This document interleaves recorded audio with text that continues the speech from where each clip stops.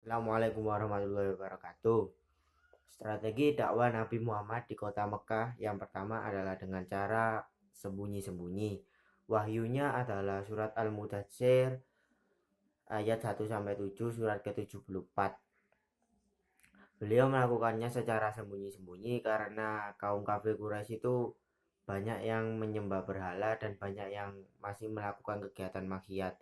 Jadi jika beliau itu melakukan dakwanya secara terang-terangan terlebih dahulu, akan pastinya ditolak oleh masyarakat Mekah dan jadinya melakukan dakwah secara sembunyi-sembunyi. Pada awalnya Rasulullah SAW itu menyampaikan dakwanya kepada keluarganya karena Rasulullah itu memiliki sifat terpuji yaitu jujur. Jadi keluarganya itu meyakini kebenaran ajaran yang disampaikan oleh beliau. Jadi karena sebelumnya Nabi Muhammad itu sudah dikenal oleh kejujurannya dan sifat-sifat lainnya seperti Al-Amin dan lainnya, akhirnya keluarganya itu percaya kepada ajaran yang telah dibawakan oleh beliau. Dakwah secara sembunyi-sembunyi ini kan dilakukan kepada para keluarganya dan berhasil mengislamkan 12 orang kalau nggak salah. Khadijah yang pertama, terus kedua Abu Bakar, ketiga Ali bin Abi Thalib, Zaid bin Haritsah, Utsman bin Affan, Zubair bin Awan, Sa'ad bin Abi Waqqas, Abdurrahman bin Auf, Talhal bin Ubaidillah, Abu Ubaidillah bin Jarrah, Arqam bin Abil Arqam, Fatimah bin Khattab, dan Sa'id bin Zaid al-Adawi, yaitu suaminya. Jadi totalnya adalah 13 orang. Orang-orang di atas disebut dengan Asabiqunal Awalun, yaitu orang-orang yang pertama kali masuk Islam. Karena dakwanya secara sembunyi-sembunyi juga, jadi yang mereka yang menganut ajarannya itu juga dilakukan secara sembunyi-sembunyi karena mereka kan sebelumnya masuk golongan Quraisy dan tiba-tiba masuk Islam, pastinya ada pertentangan dari kaum Quraisy, jadi mereka itu melakukan ibadah itu secara sembunyi-sembunyi. Akan tetapi dakwah ini hanya berjalan kurang lebih 3 tahun karena ya lama kelamaan pasti diketahui juga oleh kaum kafir Quraisy. Yang kedua adalah dakwah secara terang-terangan. Perintah dakwah ini adalah surat Al-Hijr ayat 94, surat ke-15.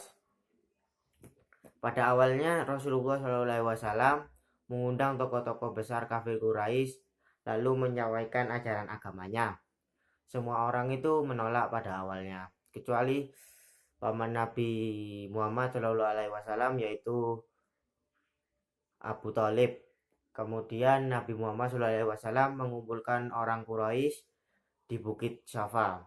Nabi Muhammad SAW tidak takut untuk menyampaikan ajaran agamanya karena pada sebelumnya pasti sudah dilindungi oleh pamannya dan sudah mendapatkan perintah dari Allah Subhanahu wa taala.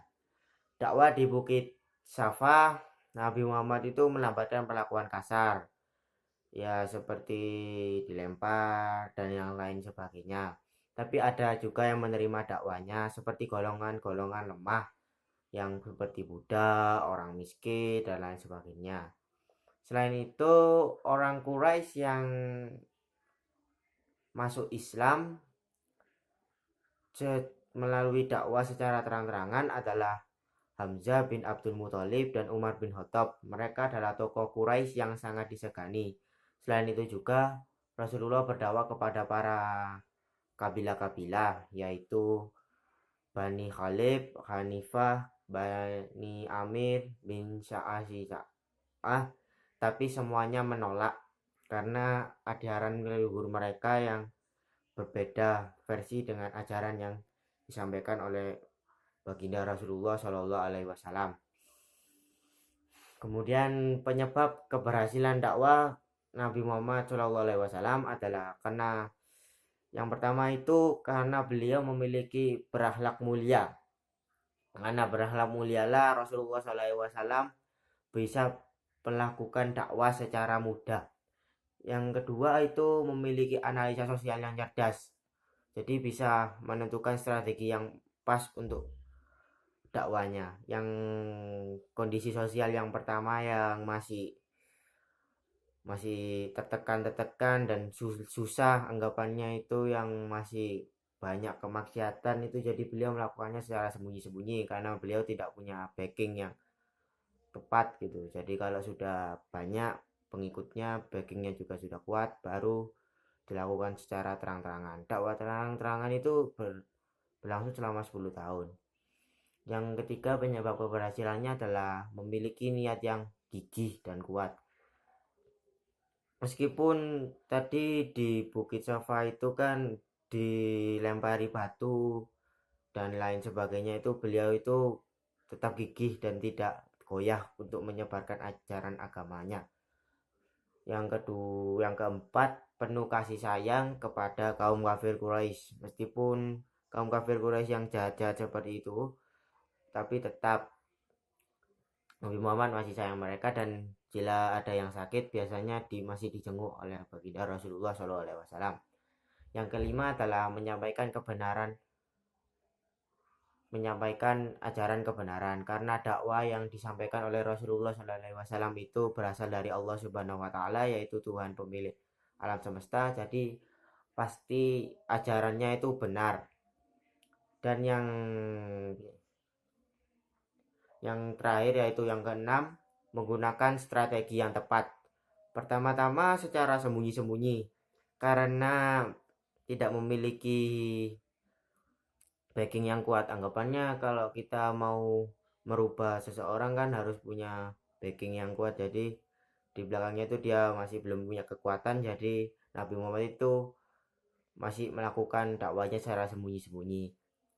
Kalau sudah punya sebuah komunitas yang banyak, jadi pengikutnya banyak, jadi bisa melakukan dakwanya secara terang-terangan. Dan itulah penyebab keberhasilan dakwah baginda Rasulullah SAW, yaitu ada 6 tadi. Yang pertama, berakhlak mulia. Yang kedua, memiliki analisa sosial yang baik. Dan yang ketiga, memiliki niat yang kuat. Yang keempat, penuh kasih sayang kepada kaum kafir Quraisy. Yang kelima, menyampaikan ajaran kebenaran. Dan keenam, menggunakan strategi yang tepat.